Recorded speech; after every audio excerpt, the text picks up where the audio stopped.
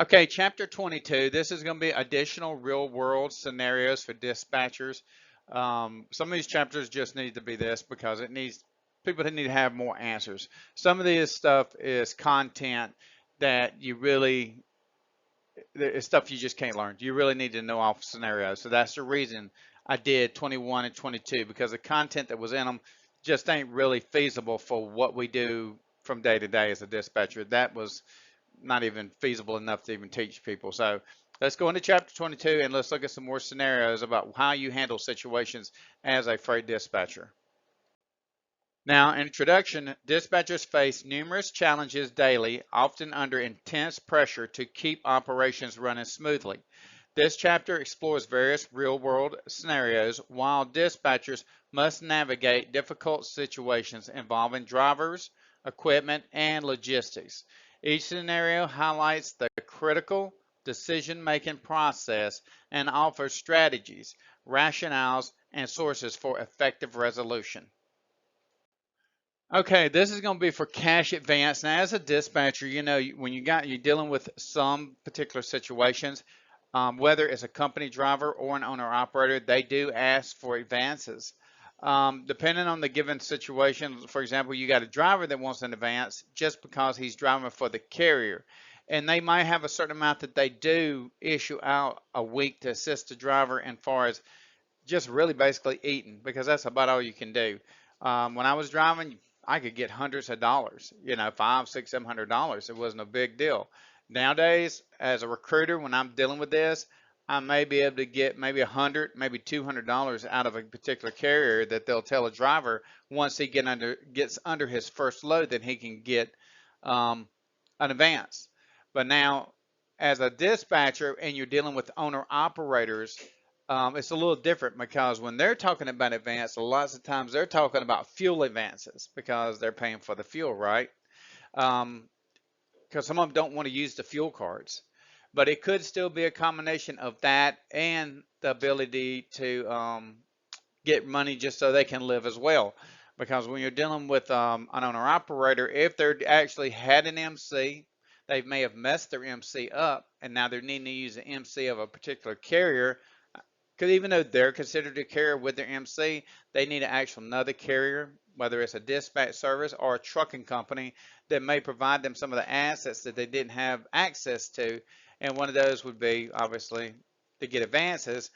But remember, what happens is those trucks are, you know, taking the bills, you know, the bill of ladings, which is your point of delivery, and their load confirmation, and they're turning them into factoring, and they got cash within 24 hours that's already in their account. So this is a scenario based on that type of situation. Scenario, a driver urgently requests a cash advance for an unexpected expense. So I would suggest it could still be either one. Now verify the driver's request against company policy and their current situation. This helps maintain financial controls while addressing the driver's needs. Resource, consult the company's financial policy manual for guidelines. So I could put in another section that just goes out to basic scenarios of what to do. To make this nice and short, you just need to know your company's policy if you're working with a carrier. Now, obviously, over a dispatch service, you can actually get advances against that load from the particular broker that they'll actually issue out a certain amount of that money, but each one's different, you know, based on that situation. So with that, you'll have to check with the broker and say, hey, you know, he's need a cash advance. You know, how much can we get? And they'll tell you every how many hundreds of dollars because they're projecting the the um the overall route that that driver's taking based on that load, weight, and all that. So they do just like us. They more or less figure out how much money would he need to complete that trip, and that's what basically what they're issuing out. So just keep that in mind. These are some of the scenarios that you have to run across when you're dealing with these cash advances. Now, as a dispatcher, you're going to be dealing with drivers, and this is definitely going to be like a lease purchase, lease rental, or company driver. And we're talking about abandoning the truck. Now, if they abandon that truck, you need to just make it very clear to them that it's like having a DUI. As a recruiter, I can barely even get them a job if they've had an abandonment. It literally has to be somebody that has been looking for a driver and they're in desperation to get their truck moving in order for them to hire somebody like this. So, scenario for this one, a driver feels they need to abandon their truck due to a personal emergency. There's always some kind of emergency when it comes to trucking, right? So for this one, whatever the personal emergency might be, and we can go on a million days about that. But action: assess the situation, offer support, and arrange for the vehicle's safety. Reasoning: prioritize the driver's well-being while ensuring the truck is secured is crucial. Use a network of local towing and storage services. A company is not going to use no local towing or storage service to secure this truck. That's straight up. Now, if they got a load in that truck, remember, you better advise them that they're going to be abandoning that truck and they're going to be abandoning that load. And they're going to put that on because put that out there because you can literally go onto what's called CDL scan. CDL scan is where you any company out there. It's almost like having a CSR. A CSR is where they actually put their own opinions about what that driver's performance was while they worked with their carrier, and you can find out a lot about using these tools. Now, you as a dispatcher, you're not going to be using it because you're obviously not into recruiting. But I just want you to know that they're out there, so that way you can implement that as one of your tools to hopefully deter that driver from wanting to abandon that equipment. Obviously, the best situation, and they're going to think that it's not going to happen because everything's time sensitive, even when it comes to getting back home 1,000 miles, right? So try to get the load back to wherever it needs to be. If you can get the trailer back to the office, that's your best bet when it comes to equipment that's not under a load. But if you have a load, if you can arrange for somebody to swap out that trailer, if it's that size company, that's your best option. If it's not that best option as an independent dispatch service, because you're usually dealing with owner operators with only a few trucks, if not only 2 trucks, because usually the owner operator is not going to abandon his equipment. That's his equipment, right? His money's invested. But a driver definitely could. So try to work it out so that you can mitigate the type of situation where you know the truck's safe. If you can get it to a truck stop that's, maybe the owner knows or something like that. But still, even then, if you find out the truck's abandonment, you need to make sure where that truck's at. That's when you might want to use the technique like getting an Uber, if there's Ubers that actually run in that area, because Ubers don't run to every single spot inside the United States. But book a trip and talk to the driver once it gets booked to say, look, will you go over there? This is the truck. Will you please at least make sure that the unit's locked up? If at all possible, get the keys, take them into the fuel desk and tell them what carrier service it is, as well as you call them as well to make sure, hey, look, guy's going to be bringing in some keys from one of our pieces of equipment. Would you please hold on to those keys and we'll have somebody come by there and recover that truck that's in your parking lot. And also you want to make sure that they're not going to have that truck towed. When you're talking about storing a truck inside of a tow service storage yard, they're charging you separately for that truck and then that trailer. And they can also break it apart and say, well, it's too big to carry for just a tractor and the trailer, and they'll want to break it apart into tractor and trailer to double the service bill of towing that truck to whatever storage yard. If you can actually get it to a trucking company, if you know a trucking company that's an asset, that might have been an asset-based carrier where a brokerage or a dispatching service was out of that same carrier, and you've dealt with them, give them a call, so maybe you can arrange to send it there as well. But there's other factors in this that, I'm just mentioning a few notes that maybe you could utilize when dealing with this type of situation. Okay, fuel shortages. A driver reports he's running low on fuel, but no stations in sight. Okay, that driver didn't manage his fuel or his route. Okay, that's a problem. Then that needs to be a red flag that there needs to be some sort of training because he shouldn't have exceeded the load weight anyways to outload his truck being able to fuel up to make that given trip. Action is saying locate the nearest fuel station and coordinate a solution such as fuel delivery. You're talking about paying $9, $12 a gallon to have fuel delivered. That's not even including the service call. So that's sometimes not the best of option. And they'll bring maybe 9 gallons because you're getting 5 to the 9 miles per gallon, 5 to 9 miles per gallon. So they may just bring enough to more or less get you to a fuel station. But I mean, I'm gonna be honest with you. I have had a truck and I have driven it all the way across Mexico, and it was in, I can't remember the name of the town, but anyways, I got off to go get fuel, and I joked, literally, you have to picture this in your mind. I am less than a truck length with trailer from the fuel pump. As I pulled up on the fuel island, I ran out of fuel. There was nothing I could do. Couldn't get it started, nothing like that. We literally had to buy a gas can and transfer fuel from the pump to the truck right there. I mean, it wasn't a perfect situation, but it's better than sitting on the interstate, right? Then you still have to make sure that you reprime the fuel filter, because remember, it's done sucked all the fuel out, right? So if you can, for me, I was lucky there was an airline there, and the airlines were probably a little bit different than what they are now because it was on the fuel island where they used to supply fuel. So I took it and I put a rag around it, and as my brother, because I was running teams, he cranked it.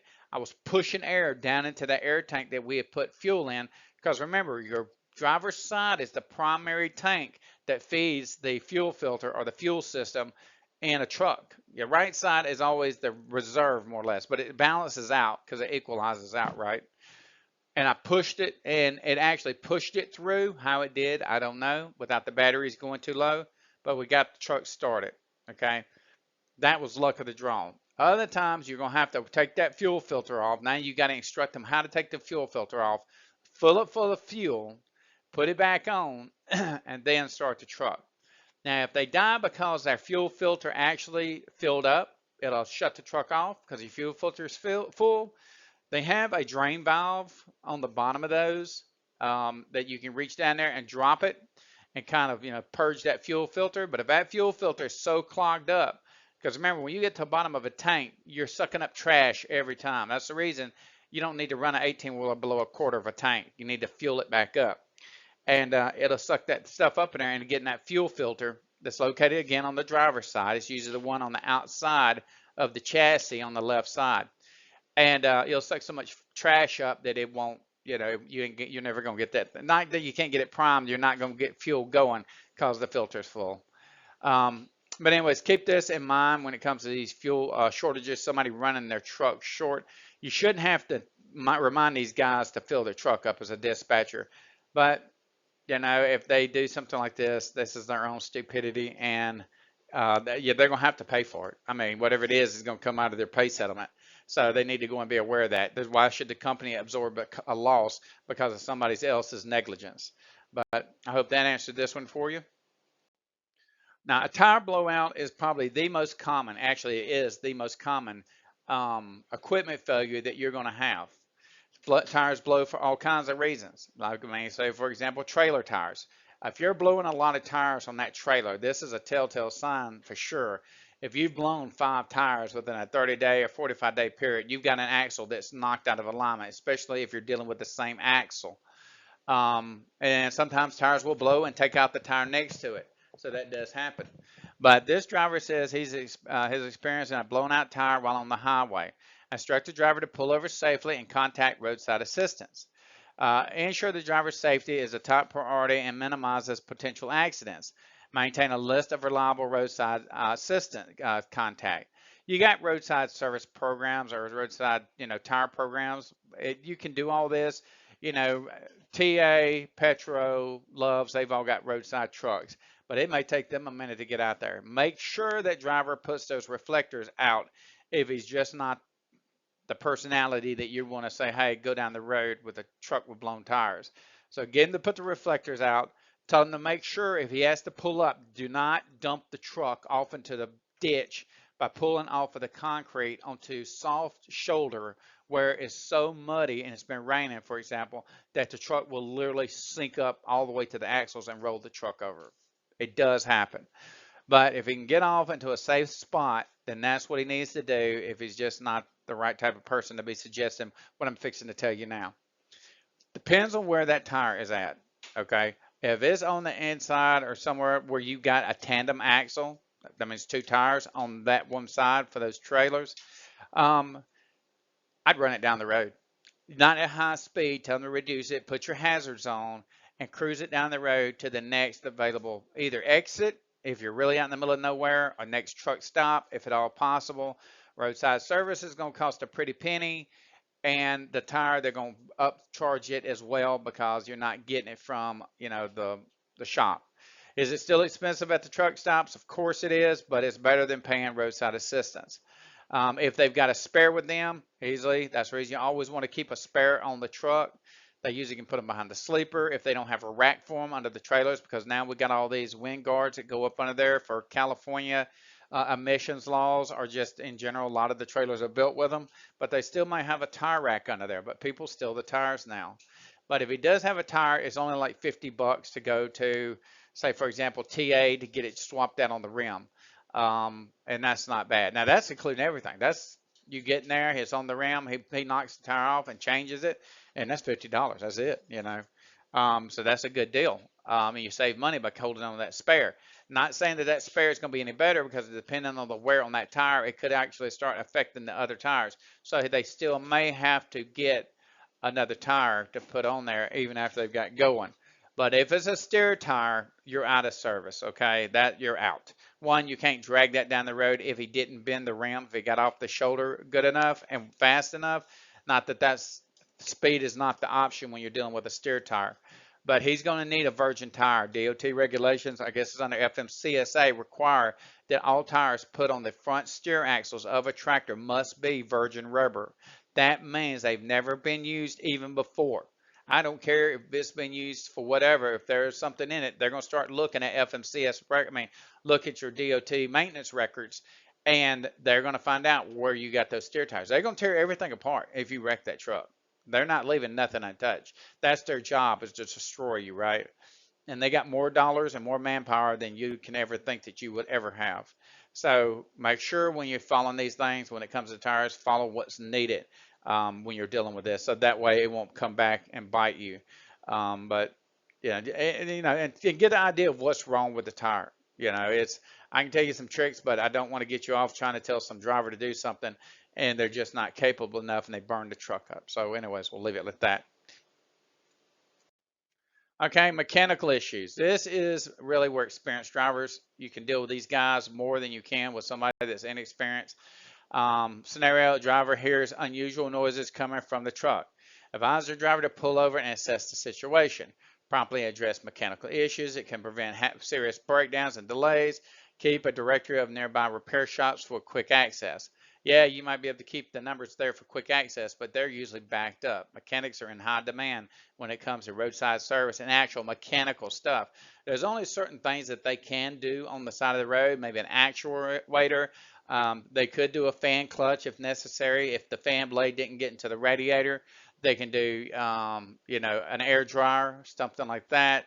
Obviously, you know, fan belts, alternators, stuff like that. But you got to understand something. When you're dealing with mechanical, if it ain't some of the accessory components to the block, then they might be in trouble. Have them look under there. Make sure nothing's smoking. Where there's smoke, there's fire, right? So have them look up under the truck. Make sure nothing's dripping out on the ground. You're not throwing diesel fuel down the interstate where you hit something and busted a valve off one of your fuel tanks, and now you're scattering diesel fuel all over the road for another car to come behind him and wreck. Use some common sense with this. You know, obviously make sure that it's not leaking water. If it is leaking water, you don't have to worry. The truck will shut itself down. It's got a protection system on it. Except you're going to be shut down wherever it decides to shut down, and you won't re-crank that truck. But if you can get an over idea of what the underlying issue is, if he's mechanically inclined enough to maybe troubleshoot it a little bit, then you can understand or see if he's able to make it to the next exit. And if he is moving and he calls you with something like this, don't get him to stop. Okay, stopping on the interstate is not advisable these days. If he's not losing oil pressure, overheating on his water, and got a lot of alarms going off with his dash, tell him to just, you know, move it on. Watch those gauges because you don't want to blow a motor up for no unnecessary reason. But get off the road. Get to the next available truck stop if at all possible, and then let's see what's going on. You got technology nowadays. Have him shoot videos or whatever it needs to do. If he's got buzzers going off, you know, if you flip down the overall visor on the driver's side, it's got different code settings up there that'll tell you what some of those codes mean in the sequence, and that gives you an indication that it might be something related to those codes, right? But you're not going to have the ability to really determine a code because you have to hook a computer to these trucks nowadays to read the codes. And all that is, it doesn't guarantee that that code's right, okay? It's giving you the most prominent possible problem and then you start working down the list. In other words, you start replacing parts unless they got enough mechanical sense to know what is possibly going wrong, or they know that truck and they know the history behind what's been going on with that truck. Because you as a dispatcher, you're not a fleet manager, okay? You don't have fleet manager records on that given truck of what's been going on. And obviously, if it's a rental truck like Ryder, Penske, or whoever, they've already got a maintenance program that is nationwide, right? So that and just get him, at least get him out of the road just to protect him, right? And then call Penske or Ryder, whoever it is. Tell them, look, we got your truck. The thing is making all these noise, whatever it's going to be. But also make sure you do all these scenarios, all the ones I've even told you. If it's burning up a lot of time and it starts affecting your trip time, make sure to contact your broker or your direct shipper or whoever it is and let them know what's going on. Because remember, no matter what we're doing with the truck and who we're protecting, that freight is our priority because that is our business. We provide a service. Driver fatigue is definitely, I know we probably went over this one in that last one, but let's hit it again. But driver fatigue is a serious situation. So he feeling excessively fatigued. Tell him to pull over. Yeah, it's easy to let him get, a power nap, 2, 3 hours sleep, every how many hours he's got on his clock. Remember, by the time a driver sleeps 3 hours, you only got 7 more hours, and the driver can have his full logbook back if at all possible. It depends on how many uh, hours of service he has left on his ELD.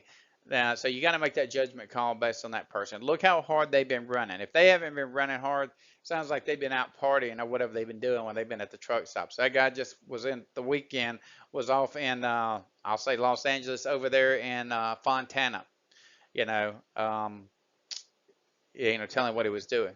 I mean, or there's lots of these truck stops have their own little parties on the days off on the weekends. So if he's out partying hardy and not taking business serious and it's not his truck, whatever, or even if it is, remember your job as a dispatcher, is to protect that MC.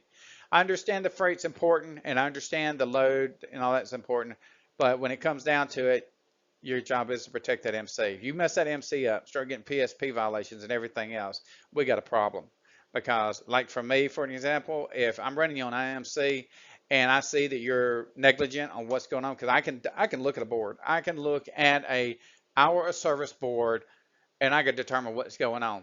I've been there, done it, and I can determine if you're actually looking at that driver, making the right decisions, and why is that truck not moving more than this given time, and in reference to whatever freight that is. Now for the freight, I have to ask you, well, okay, what kind of load are you on? What's the pickup time, delivery time, and all that? But the overall time of moving, I can determine what's going on. Because remember, on the ELD, or the hours of service, it tells you whether you dropped a load, picked up a load. Should tell me what's going on. It's a tattletale, right? It can tell me what's been going on during those hours of service. So make sure you protect that MC, because your authority is what makes it able for you to be able to get those loads from every particular load board, right? Now back to the driver fatigue reasoning. Ensure the driver's alertness is vital for safety and compliance with regulations. Refer to fatigue management guidelines. I don't know of any fatigue management guidelines. Just let him get some sleep. If he has to sleep 10 hours, it depends on who you're working with. If you can swap the load out, swap it out. Snatch the load out from under him and give it to somebody else. Okay. And unless they're getting paid cents per mile or whatever, they're probably going to just lose the money, depending on how much of that load they ran. It's not your fault. It's their fault. They should have had to manage their time in order to get whatever. They can give excuses all day long. You have to make the time to sleep when you're on the road. Quit, nickel and diamond and following everybody's lead when you're getting a load. When you're ready for me to get that load out of that building, you wake me up, okay? We used to have CBs, but you know what? You can walk your butt out there and knock on my door and get me up, and I'll come pull into that door and get loaded, okay? Especially like if you're at FedEx or whatever, they schedule the times out, so you might have been there 10 hours before the next shift comes in to load the trailer that you're waiting on. So there's no reason to not whatever. People say, oh, I couldn't sleep. I don't know about all that. You better figure something out. I mean, you do what you got to do to do whatever you have to do. I don't give a damn. Take a sleeping pill or whatever, because you can get some sleep and, instead of being outside running around doing everything. So Everybody has to make these choices for themselves, but you as a dispatcher have to look out for the best interest of whoever owns that truck, and definitely what affects you directly is that MC.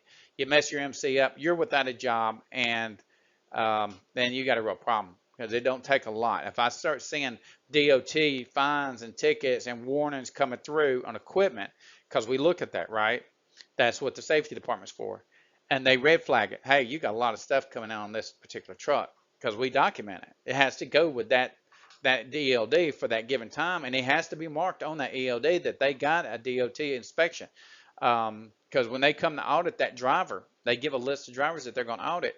When you start having to paint that picture to make sure it's ready for DOT to come and inspect, the auditors, it's got to read a picture of what that driver's been doing. If it doesn't read, that's even going to red flag more, and they can actually pull more people to start auditing. And now you got to go back and redo it again. If you've never been through a DOT audit, then you haven't experienced some really bull crap.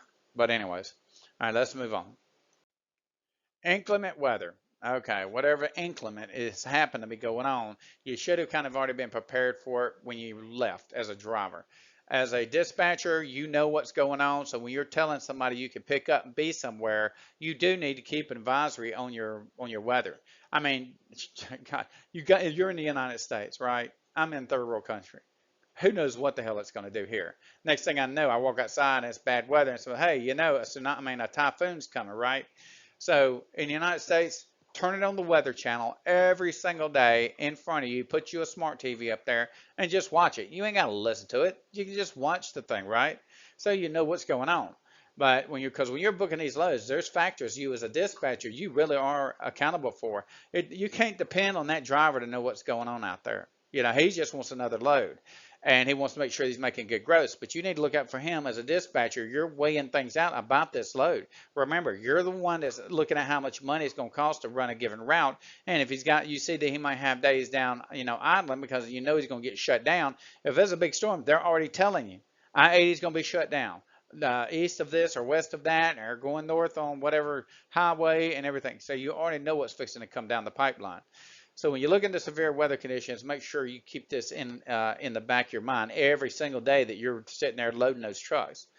Now, scenario: severe weather conditions threaten the delivery route. Just like I'm saying, inform the driver and discuss alternative routes for potential delays. That's going to be based on how much extra fuel you're going to be burning. And if you see that's going to happen, then you need to bring that to the broker's attention for obviously making sure you get enough revenue to accommodate that situation. If they don't like it, we'll tell them to keep its damn load. Reasoning: keeping drivers informed ensures their safety and helps manage customer expectations. Their expectation is to get their load, okay? But they're wanting to get it there on time, but you're not Mother Nature. You can't control some of this stuff. You might have to shut down for a day or two, no matter which way you're going, right? So use weather tracking services for updates. Whatever you're going to do, if you got your computer set up, it throws alerts up. Your phone throws alerts up. You can reset some of this stuff for different areas to overall, give you alerts and notifications. So just however you need to work with what you're doing, don't sit there and say, well, I didn't know. That's not a feasible answer. You do know because you should have known. So make sure you're setting your equipment up correctly. Your hammer and your nails, because that's what this is. So set it up correctly so you are head alert. You're advised and you're in your head that when you're getting ready to plan a certain route when you're dealing with a brokerage or a direct shipper, that really what the actual feasible expectations that they can look at receiving that freight in any given receiver. So I hope that helps. If you have any questions on this weather thing, let me know, because when it comes down to it, the driver has he's the one really in charge of that truck, right? Even though you're booking the loads, he has to make that decision. Can I make it or can I not make it? When it comes to snow, unless it's ice, I have literally driven at 15 miles an hour for 11 hours because I was running the mountains. And it ain't going to change because the snow in the Rocky Mountains is not going to slow up just because, who's going to go up in the mountains and all of a sudden say, well, it'll be better tomorrow. Okay, you haven't run the mountains. I used to run that every single night. And was it dangerous? You can bet. But I never chained up once, okay? And it would have chain laws out sometimes. As long as they know how to throttle the truck, keep it moving, do not stop, do not touch the brakes.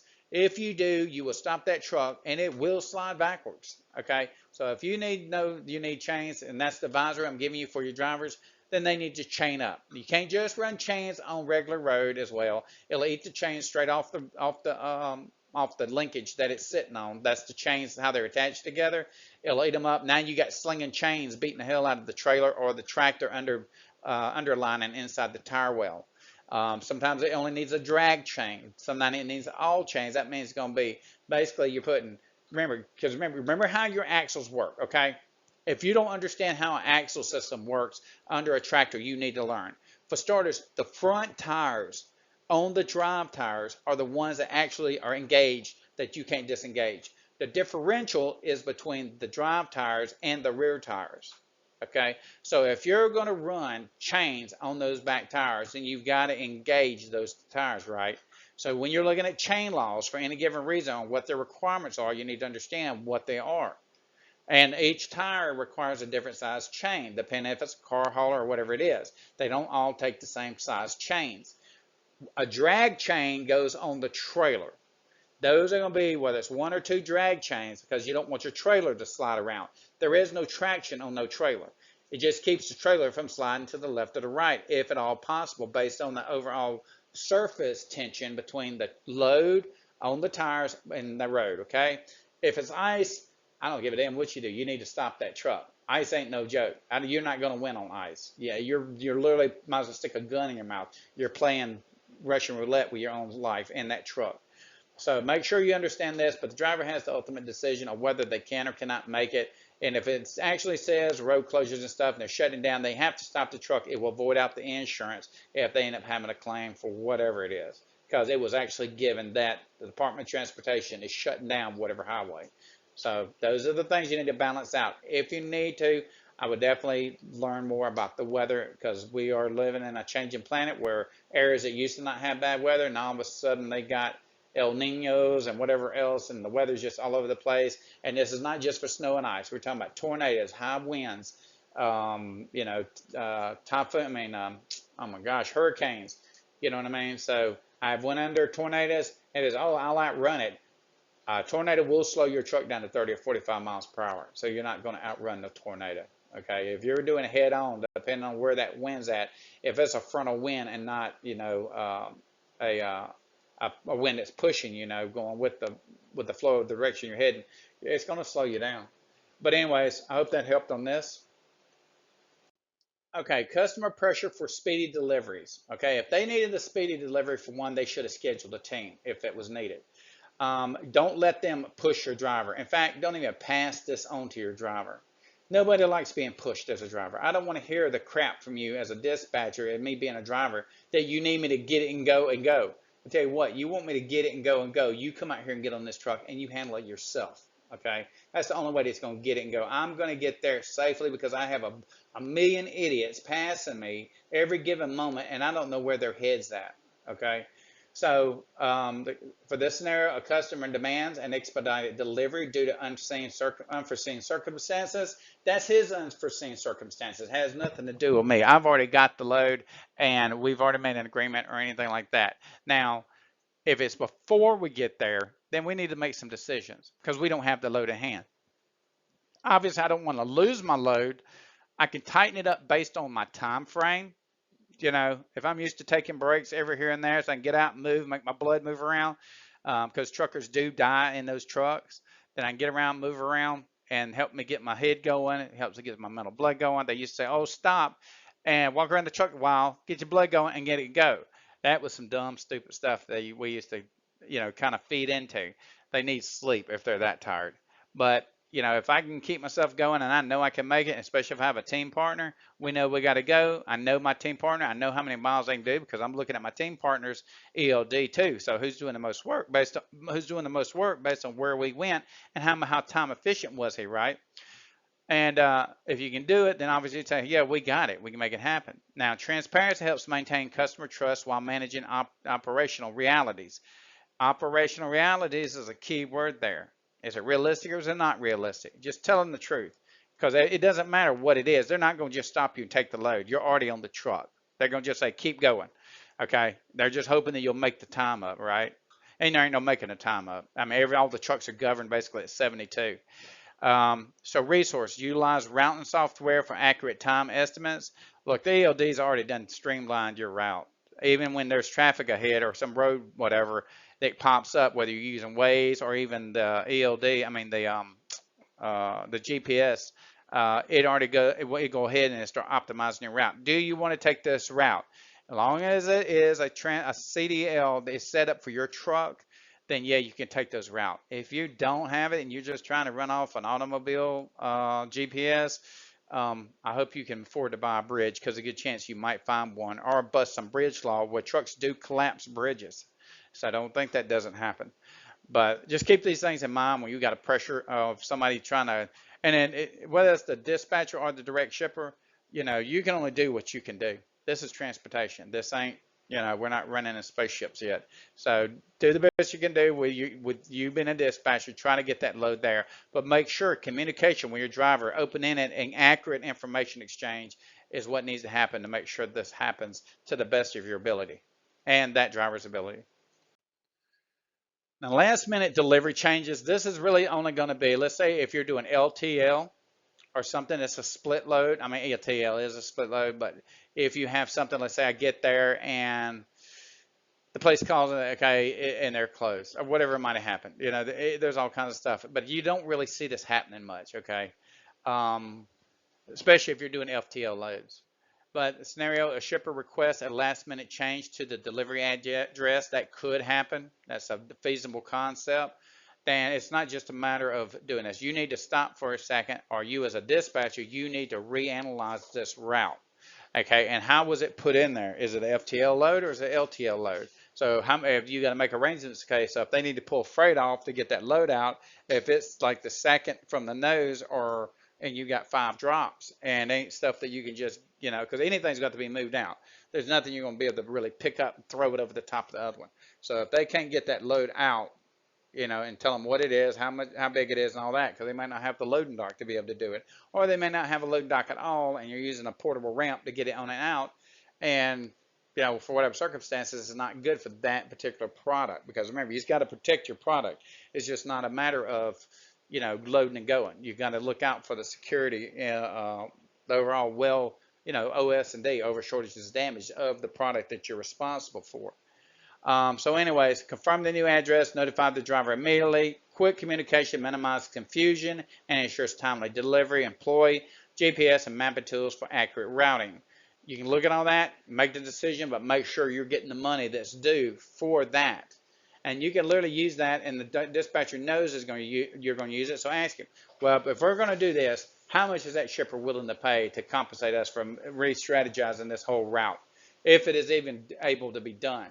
I mean, if it's something totally out of the sequence, you might have to take it somewhere that they cross dock. Cross docking is literally a facility where they'll unload it. Another 18-wheeler will come and pick it up. So there might be that possibility. But anyways, you just go through the scenario, work the problem step by step, and you can get it worked out and keep everybody moving. Overweight load concerns, this shouldn't really be a concern unless the product that you're picking up exceeds the gross weight of that tractor, because you're already going, you should have had that truck and that trailer, because most people do live load and unload, right? Unless it's a drop and hook type of company, where they scaled that truck with full tanks. So now you've got a baseline scale ticket of what that truck's capacity is as far as weight. Now remember, there's a difference between having weight and overall room to actually put a product in there. So if you're trying to put a dry van product inside of a reefer trailer, and you're talking about 4 inches lost on the top and the bottom, and then another 2 inches lost on the side, that does add up on the overall dimensions of the capacity of that given trailer. But when it comes to weight concerns, this driver right here, he suspects that their load may be overweight. So instruct the driver to check the load's weight and adjust if necessary. Ensure compliance with weight regulations in the is critical to avoid fines and safety hazards, and identify local weigh stations for accurate measurements. Basically, you're looking at the weigh station so you can make sure there's nobody in the way, so you can carry the load if at all possible. Also, for the overweight section, you might have to get them to go back and to drop some of the pallets. But if you're in a bad area, then you don't need to have that guy going way out and then finding out that he's overweight. Now he's got to go way back. So let's say you go, I'm not joking, it's like this. What if I have to go 40 miles before there's an actual cat scale? Okay.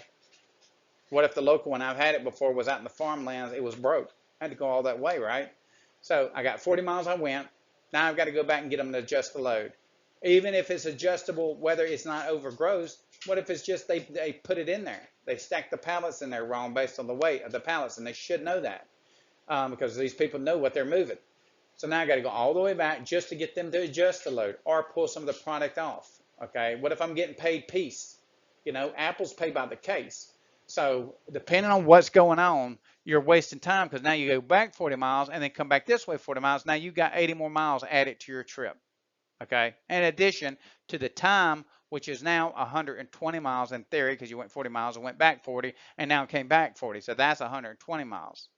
So you got to look at these things when it comes over time management, scaling the truck, making sure the weight's right, and all those good things to ensure that you have the capability and capacity to carry that given load.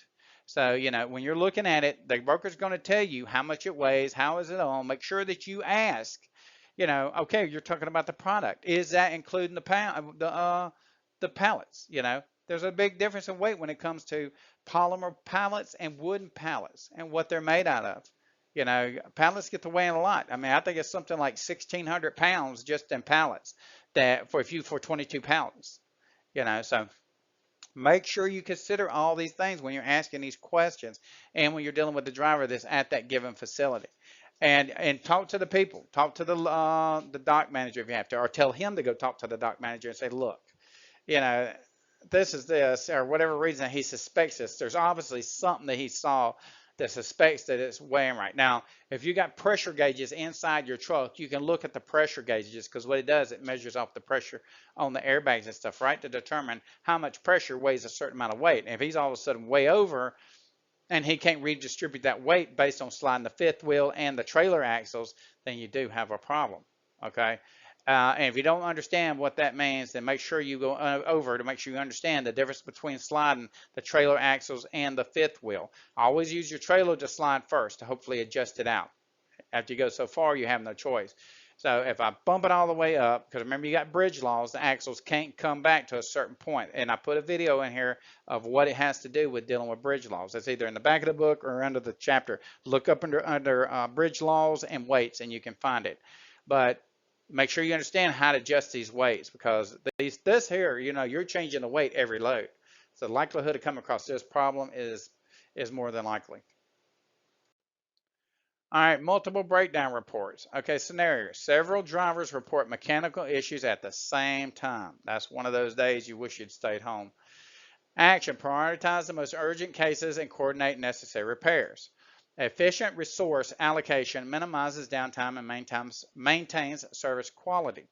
Establish relationships with multiple repair service for flexibility. All right, some of this stuff is just great in theory. It's not practical in the real world. So for one, if there's a fleet manager for that given truck that you're covering, then get fleet management on it. That's their part. That's their job. You're a dispatcher, okay? Just let him keep them up to date on what's being said from the fleet manager to keep that driver not wanting to burn his truck and walk away from it because if sometimes they're like, look, I've been with this truck, it's broke down 3 times. And with truck breakdowns, it costs the company money, but you got to remember it's costing that driver money as well. So make sure that it's understood about what's going on with the repair process, that everybody's trying to get everything moving, all that good stuff, so you can minimize the downtime in these given situations. And when it comes also, let me back up a second. When it comes to which truck is priority, they should be both priority. There ain't one over the other. I know you're looking at time frame, but if they're not in any given area, you need to get resources headed to both of them to get them fixed. Because just because one's been down before the other one may get fixed faster than the one that's been down for 4 hours already. Now, if you see multiple breakdowns in that truck, if you know anything about mechanics, you need to analyze that and see if it's related to something else, because that may be not what's causing it's not the needle that's breaking the camel's back type deal. You need to look at that truck talk to the fleet manager if you got one, or see, you know, we've had this breakdown, what's the underlying cause that's causing all this bull crap to go on. If not, then it's just, you know, somebody ran over a black cat type of problem. But anyways, that should help you out with this.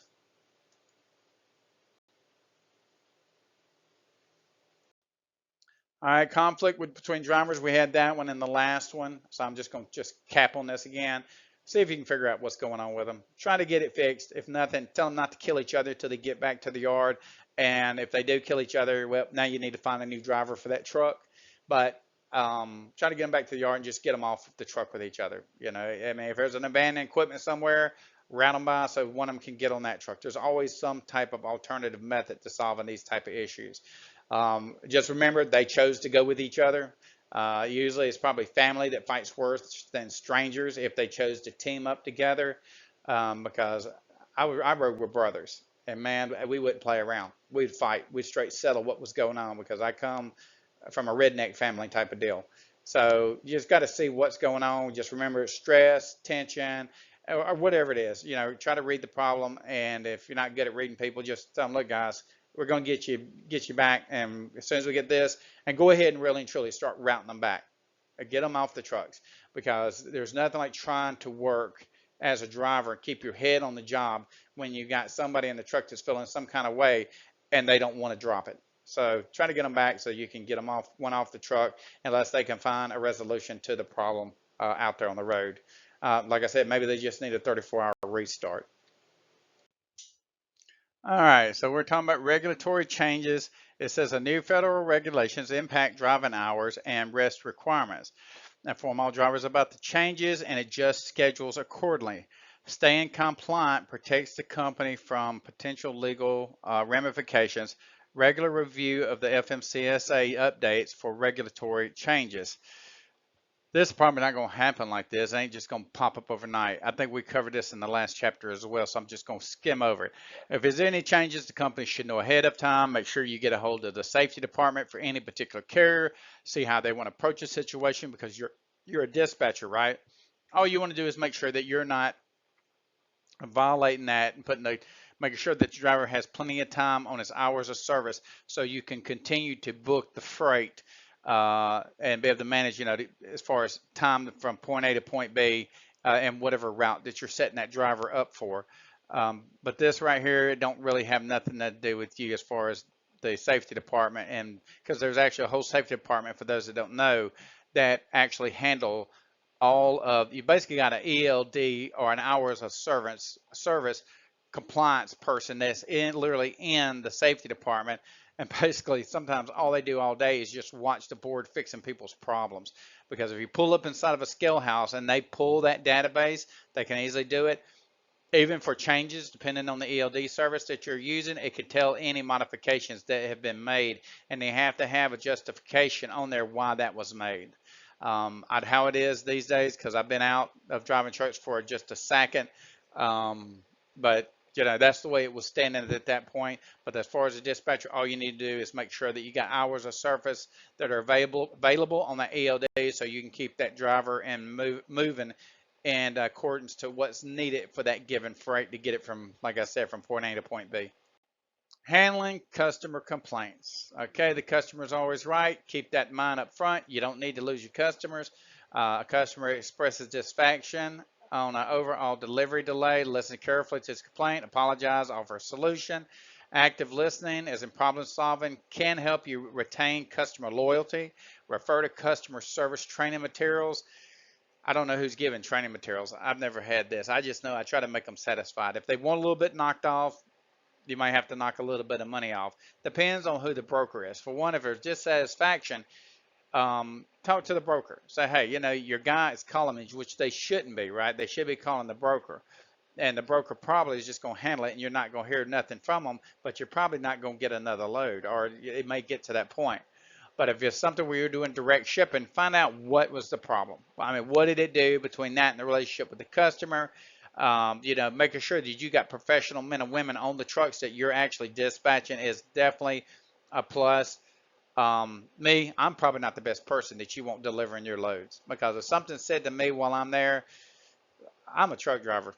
I'm going to probably let you have it because I just drove your crap from wherever to wherever, and I probably dealt with some problems. That's the reason I'm late to begin with. So don't start titty babying about me about point A to point B unless you've been out there on the road driving before. So, but listen, as far as you are the medium between all these problems. So if you have to humble yourself, it don't cost you nothing. Apologize, find out what the complaint was. If you can rectify it, fix it. But you just want to make sure that you keep a professional a point. Don't jump on top of them. Make sure you are active listening to them because they may just want to vent, right? But you tell them, you apologize for it. This is not your normal way that you're practicing your business. You got dependable men and women out there running that equipment. If there's actually a feasible reason, to tell them what it possibly could have been, but they're probably not going to give a crap. If not, make a good one up. If you have one that's worked in the past, just use it. I ain't sitting there telling you a lie, but sometimes you ain't got no choice. You have to paint a picture for them to love the art. So just try to make the best of that situation. Hopefully you won't lose your customer. Rising fuel costs. I know we went over this. Just hit it again. Just make sure that your driver's going to the right spots to maximize the overall, the fuel cost as far as keeping the rate down. Like I said, mud flaps what I use. It's always been the best for me as long as you got the revenue to be able to cover that fuel while you're waiting for your next factoring to get in. Then you should be good as an owner operator. As a dispatcher, all you can do is, there ain't much you really can do as a dispatcher because you're not out there on the road with them. But, if they're complaining about it, say, look, let me talk to the broker, see if we can get some more money. I understand fuel prices changed all of a sudden. They're probably not going to get no money because they already made their agreement. This is the real business world. And if they're a real owner operator, they probably already know they're not going to get nothing either. Just make sure that when you're actually booking the loads that you are taking all these factors into consideration based on the region they're coming out of, the region they're going to, the route they're taking.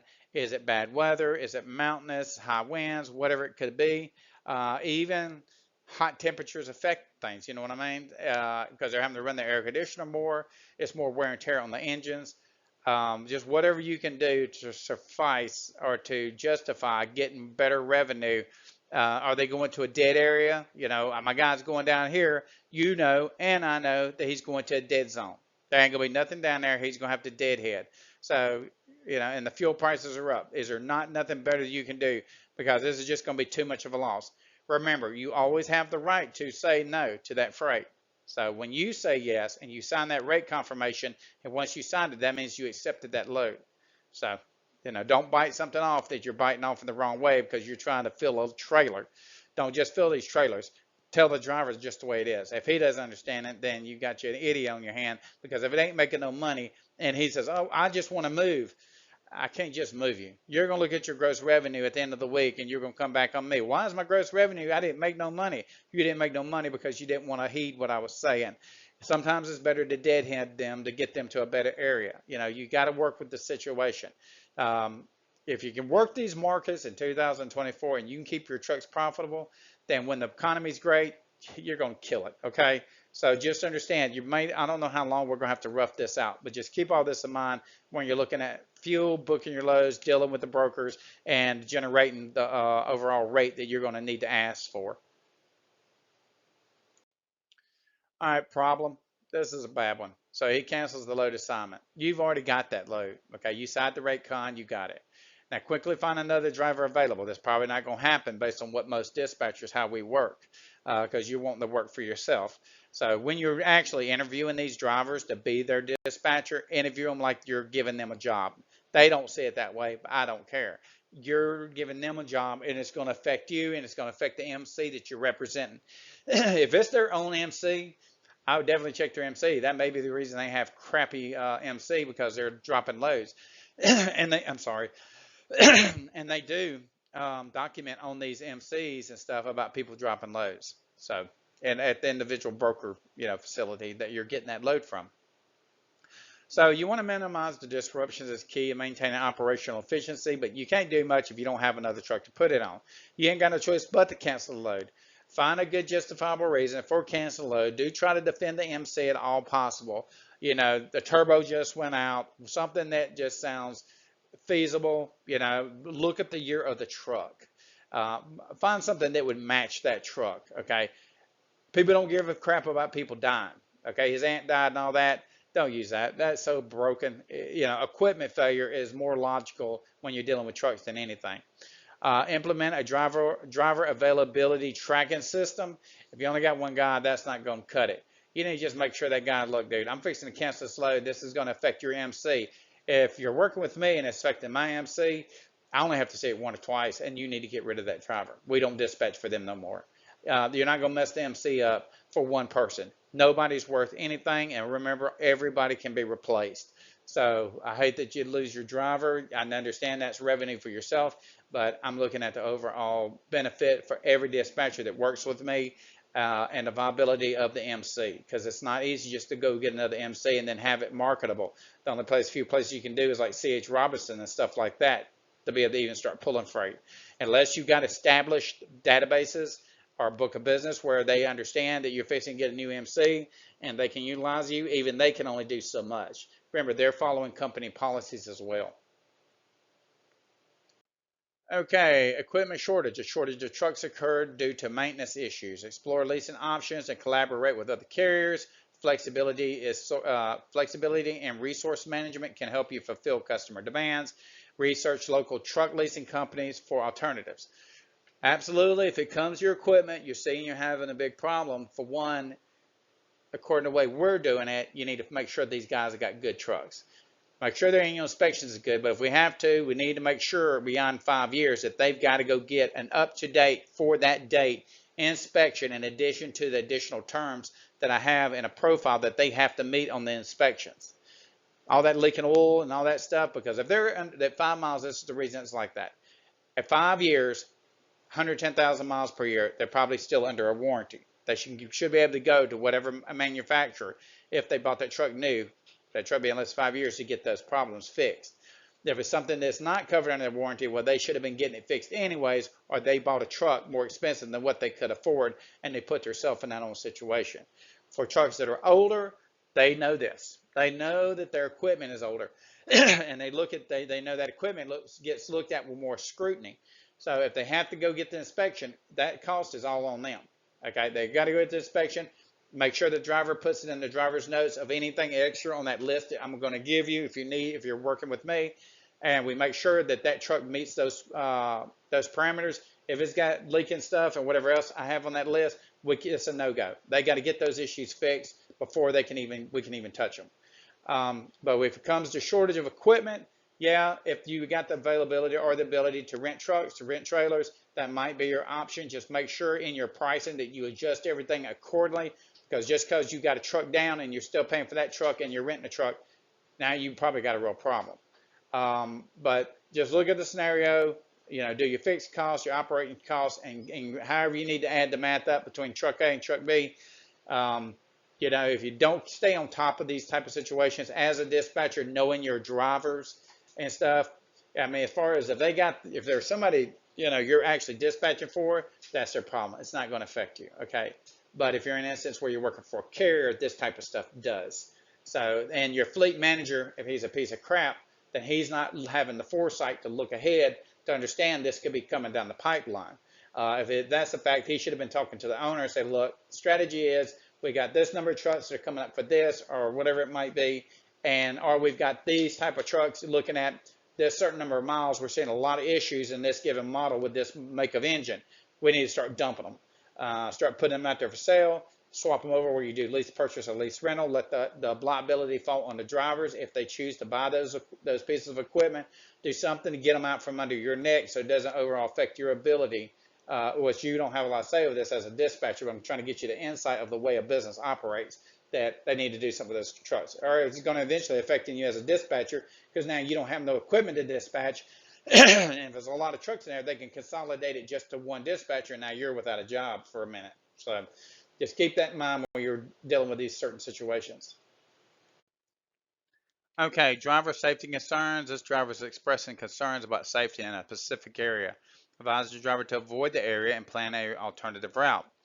Prioritize the driver safety is crucial for operational integrity. Contact local law enforcement for safety updates. I need some kind of given scenario in order to really give you a better answer on this one. But if it's weather based, um, terrain based, people don't like running mountains, whatever it might be, just try to adjust it if you can. Um, and make a note on that driver for that area, because if you're running them through that area a lot for whatever, you just want to keep them out of there. Because if it's going to cause a lot of resistance, or like, oh, you're not listening to me, that type of thing, you don't want to sit there and fight with your driver. Remember, you're providing a service to that driver if it's an owner operator or carrier, depending on who's in that truck. But just do your best to help the guys stay in the routes and the areas they like doing. So, I mean, I like certain areas too. I just like the terrain. I mean, I don't particularly like being out in the desert all the time. Um, Everybody likes different scenery. Some people love the East Coast. I hate the hell out of the East Coast. There's nothing but traffic. But for those that are out there for doing it for right reasons, there's a lot of money being made on the East Coast. So depending on what they want, try to help them out, but also keep them in reality, reality check type of thing that, brother, your gross revenue is going to go down if you're in this given area. But don't put them at risk, because if they're not good at handling certain areas, don't put it where it's, risk to the equipment, risk to them, risk to the commodity, and things like that, are definitely a risk to the public, because lawsuits ain't no joke. And everybody that gets involved, it ain't no joke for them neither. But anyways, if you have any questions or concerns about this particular point, please get a hold of me and we can go over a little bit more in detail. Load tracking issues. Make sure that your ELD, your GPS, and everything's working. They got micro trackers on their phones. This shouldn't be hard to do. I mean, keep them up to date, real time, as good as possible. If there's some issue that's happening, maybe you need to bring it to their attention. But if you see that they're on schedule, stretch it which way you want, as far as I'm concerned. But if something really does happen, now you got to explain why you lied and all that good stuff in hindsight. Because there's always what's going on and then what really could happen. So just keep that in mind. Jiggling time and stuff. As long as you say they're going to make it, it's your call how you want to handle it. You just don't want to lose your customer, especially if it's a good customer. If it's somebody you could care less, if you ever pull from freight again, throw it in the air however you want, because if you know it's coming from a bad area anyways. But what if they got a national business? So you might be taking it down, but you might have a backhaul through that customer after you reach the destination. You don't know. So use common sense checks and balances when addressing these type of issues. You probably most of the time won't have no problems, but it could come back to bite you. Contractual disputes, I think I covered this before. If it wasn't in writing, then it's probably not going to happen. Okay, understand what you're signing. You're signing on behalf of that shipper or that owner operator. Don't sign his life away and now you can't help him out. And if you're doing something specific or specialized like RGN, car hauling, stuff like that, some of those things it's easy for them to have a claim on. But just over the contractual portion, make sure you know what you're signing in relation to what you're doing. And don't sign nothing that's unreasonable. That load is not worth you getting cornered up.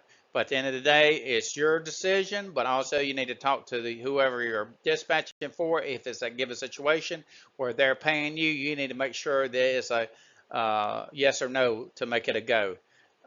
Just keep that in the back of your mind when you're doing this.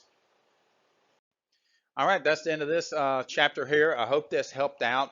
If between this chapter and the previous chapter, if there's anything in there that you need the answers to, any type of scenarios, this should have gotten you better into the mindset of what it is to be a dispatcher and what you're going to be dealing with the day in, day out problems. And these are pretty common problems. It's based on how you conduct yourself in any given business day that's going to actually come out with good results, bad results, or things you might leave hanging in the air, rolling the dice. But I hope this helped. Anybody got any questions, please don't hesitate. Contact me. I'm on Telegram, so send me your messages.